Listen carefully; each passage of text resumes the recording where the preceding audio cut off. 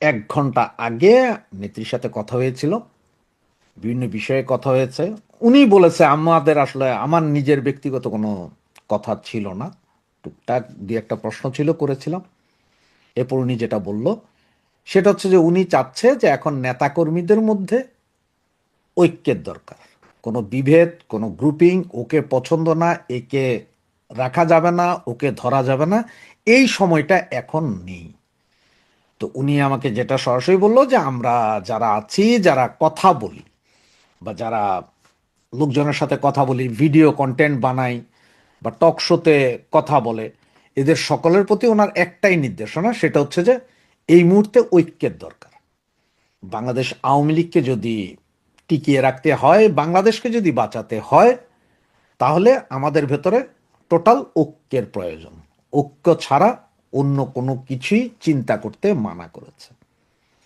এবং উনি সরাসরি আরো যেটা বলেছে সেটা হচ্ছে যে যদি তোমরা আমাকে, সরাসরি আমাকে যেটা বলেছে আমি সেটা বলছি, তিনি আমাকে বলছেন যদি তোমরা আমাকে নেত্রী মনে করো বা আমার প্রতি যদি তোমাদের কোনো শ্রদ্ধা বোধ থেকে থাকে, তাহলে তোমাদের প্রতি আমার নির্দেশনা এটা যে কোনো দিকে এখন তাকানোর তোমাদের সময় নেই। কোথায় কে কোন কমিটি দিচ্ছে, কোথায় কে কোন কি করছে না করছে, এগুলো নিয়ে কোনো চিন্তার দরকার নাই। আমার সিদ্ধান্তই চূড়ান্ত। আমি সিদ্ধান্ত নিব, আমি সিদ্ধান্ত দিব কে থাকবে কে থাকবে না, কে বসবে কে বসবে না, কে কি করবে। সুতরাং এখন যা হচ্ছে বা যা হতে চলেছে সেগুলোর দিকে নজর না দিয়ে ঐক্যের চেষ্টা করো। সোজা কথা ওনার ওনার সোজা কথা ছিল আমার প্রতি এটা যে ঐক্যের চেষ্টা করো, যে ঐক্য দরকার। এবং সেই ঐক্যটা কিভাবে করতে হবে না করতে হবে সেইটা না, আমি জানি। এবং তিনি এতটুকু বলছে আমি জানি আমার তৃণমূলের কর্মী, আমার তৃণমূলের সন্তান যারা আছে তারা কিভাবে কাজ করছে, কে কিভাবে কাজ করছে, কে কোথায় যাচ্ছে, কে কিভাবে সারভাইভ করছে, সবই আমি জানি। আমি এতটুকুই জানি আমার কোন কোন নেতা কর্মীদের বাড়িঘর ভাঙচুর হয়েছে, মামলা আছে, মোকদ্দমা আছে, যা হয়েছে সবই আমি জানি। আমার কাছে পুরোপুরি রিপোর্টগুলোই আছে। সুতরাং এখন যাই করবে করুক, এখন ওরা যেভাবে যেখানে যেভাবে যত গ্রুপিং আছে গ্রুপিং করার চেষ্টা করতেছে এগুলো আমি জানি। কে কোথায় কোন গ্রুপিং করছে সেটাও আমি জানি। কোন নেতা কোন গ্রুপকে কি বলছে সেটারও ম্যাক্সিমাম আমি জানি। এগুলো লিপিবদ্ধ করা আছে আমার কাছে। এবং সেগুলো থেকেই আমি বলছি যে যে যেভাবে চলছে একটু চুপ থেকে চলতে দাও। ওর বিরুদ্ধে অমুক চোর, অমুক ডাকাত, অমুক এই করেছে, অমুক খবর নেয় না, এই সবগুলো না বলে এই মুহূর্তে সরাসরি ঐক্যের দরকার। কারণ এই ঐক্যটা যখন ঠিক হবে আমাদের মাঝে, তখনই বাংলাদেশ আওয়ামী লীগ আবার সগৌরবে ফিরে আসবে। আবার আমরা দেশের উন্নয়ন করতে পারবো। দেশবাসীকে সাথে নিয়ে আমরা বৃহত্তর আন্দোলন গড়ে তুলতে পারবো এবং আমরা সামনে এগিয়ে নিয়ে যেতে পারবো দেশকে। আর যদি আমাদের মধ্যে যদি বিভেদ থাকে তাহলে সেটা সম্ভব না। সুন্দর একটা কথা বলেছেন উনি, সেটা হচ্ছে উনি বলছে ব্রিটিশদের ডিভাইড অ্যান্ড রুল ছিল, যে আমাদেরকে ডিভাইড করা হয় এবং ডিভাইড করার পরে আমরা রুল করতে পারি। সেটা উনি পরিষ্কার বলেছেন। সেই হিসাবটাই আওয়ামী লীগের ভেতরে চলছে। উনি এটাও আমাকে পরিষ্কার একটা কথা বলেছেন যে দেখো, আমি জানি যে 5ই আগস্টের পরে কোন কোন নেতা বা কোন কোন নেতা হওয়ার লোকজন নিজেদের ব্যবসা বাণিজ্য সব কিছুই আজ পর্যন্ত পরিপূর্ণভাবে চালিয়েছেন। কোন কোন নেতারা বারবার বিদেশ সফর করেছেন, এসেছেন, গিয়েছেন, খেয়েছেন বাংলাদেশে বসে, এগুলো আমি সব জানি।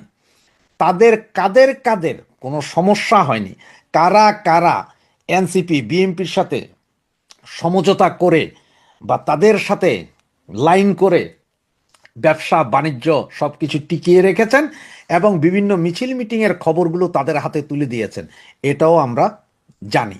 এবং উনি এও বলেছেন এখন না শুধু, এখন না, উনি বলেছেন এখন না শুধু, অতীত কারা কারা আমার দলের কোন কোন নেতা কার কার সাথে আপনার সহযোগিতা করেছেন, কোন কোন নেতা কোন কোন দলের লোকদের সাথে গোপন মিটিং করেছেন সবই জানি, এবং এই মুহূর্তে কোন কোন নেতারা এগুলো করছেন সেগুলো আমি সবই জানি। আমার কাছে সমস্ত রিপোর্টই আছে, সব কিছুই আছে। সুতরাং এগুলো নিয়ে অন্তত তোমাদের কোনো টেনশনের বিষয় না, তোমরা তোমাদের কাজ চালিয়ে যাও। আমার তৃণমূল কর্মীদের কাছেও পৌঁছে দাও যে যে যার যার মতো কাজ চালিয়ে যেতে। এই কাজ চালানোর মধ্যে মানে এই ঐক্য আমাদের মধ্যে এখন ঐক্য ধরে রাখতে হবে, কোনো বিভেদের দরকার নেই। কে কি করছে না করছে সবই ওনার নখদর্পণ। সুতরাং ওনার এই নির্দেশ যে বিভেদ নয়, ঐক্য চাই।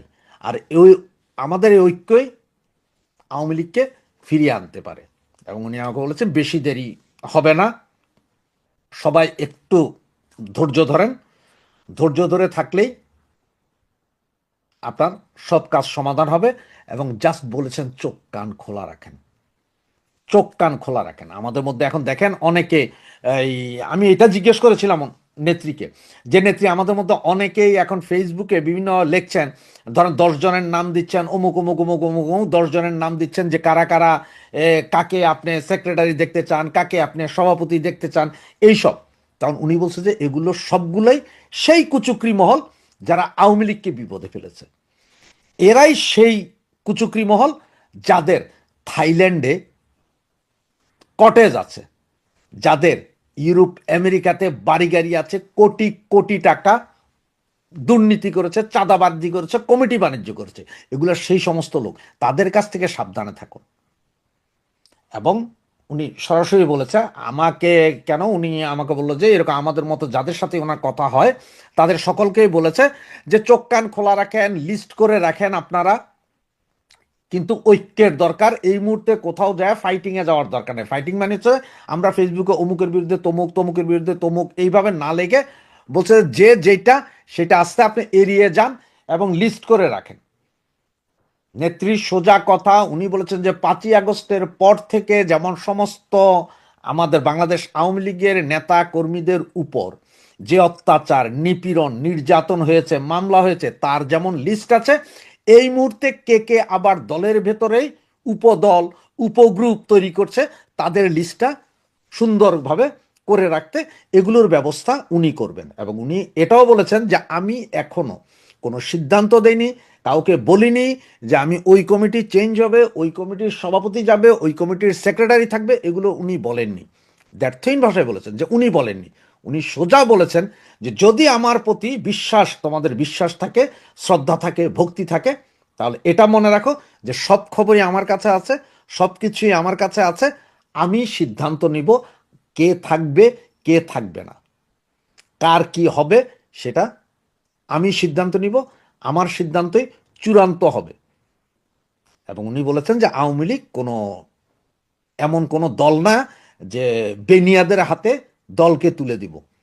উনি এটাও বলেছেন দলকে তুলে দিবে এরকম না, আওয়ামী লীগ যা সিদ্ধান্ত নিবে সিদ্ধান্তের মতো নিবে। যদি আমার উপর, যদি উনি বারবার বলছে আমার উপর যদি বিশ্বাস থাকে তাহলে তোমরা তোমাদের কাজ চালাইয়া যাও, ঐক্য করো, বিভেদ নয়, লিস্ট রাখো কে কি করছে, সেটাই পরবর্তী সব কিছুর সূচক নির্ধারণ করবে। এই কথাটাই ওনার ছিল, এই কথাটাই আমি আপনাদের সামনে তুলে ধরেছি। জয় বাংলা, জয় বঙ্গবন্ধু।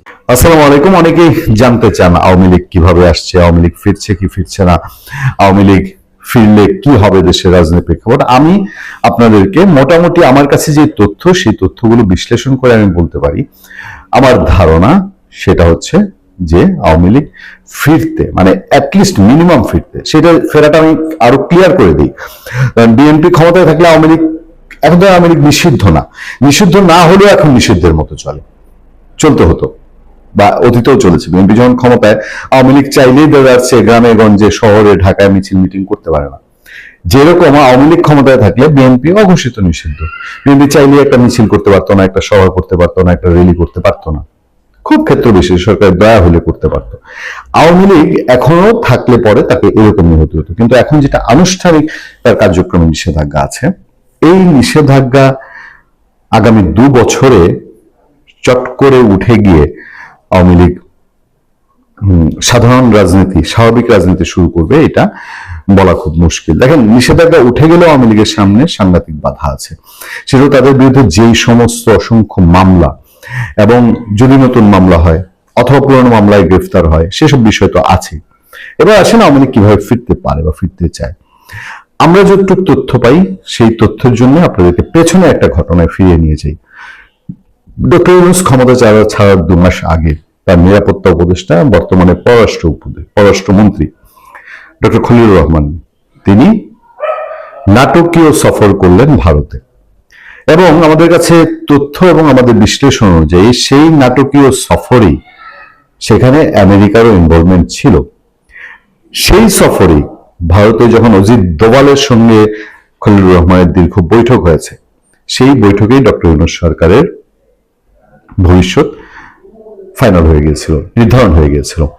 এবং সেই বৈঠকের কিন্তু বিস্তারিত কোনো তথ্য ভারত বা বাংলাদেশ সরকারের বা বাংলাদেশে কোনো পত্রপত্রিকা মিডিয়ায় আসেনি। সেই বৈঠকের মতোই রয়ে গেছে। এখন আবারও পররাষ্ট্রমন্ত্রী হিসাবে খলিলুর রহমান তিনি ভারত সফরে যাচ্ছেন 7 তারিখে। 7 এপ্রিল তার ভারতে যাওয়ার কথা রয়েছে। আমরা এর আগে আপনাদেরকে জানিয়েছি। এই সফরেও ভারতের নিরাপত্তা উপদেষ্টা অজিত দোভালের সাথে পররাষ্ট্রমন্ত্রী ডক্টর খলিলুর রহমানের কথা হতে পারে, এবং ডক্টর খলিলুর রহমান কতটা অনিবার্য এবং ভেতরে আরো কি কি আছে সেইটা তার পররাষ্ট্রমন্ত্রী হওয়ার মাধ্যমে প্রমাণ হয়ে গেছে।